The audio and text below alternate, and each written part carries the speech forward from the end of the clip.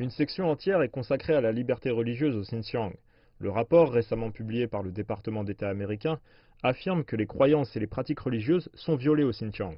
Il affirme également que les mosquées ont été détruites en masse, comme la mosquée Keria Aitiki, vieille de 800 ans, dans la préfecture de Hotan.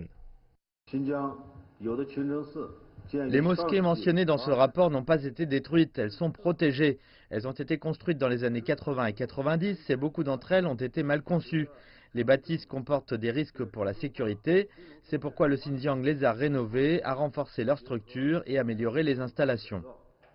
M. Ousmane affirme que les efforts de rénovation font suite aux demandes de la population locale.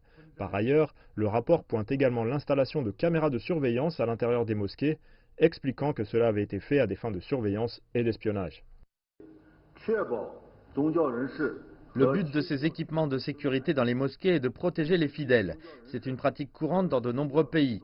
Ces dernières années, des attaques terroristes visant des sites religieux ont eu lieu dans le monde entier.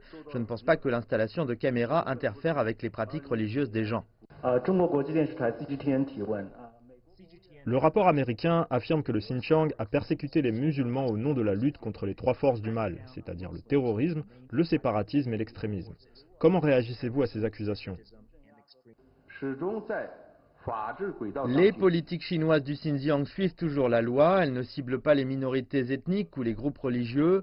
Les personnes punies sont des criminels, soit ils ont défendu des idées religieuses extrémistes ou mené des attaques terroristes, soit ils ont tenté de séparer le Xinjiang de la Chine.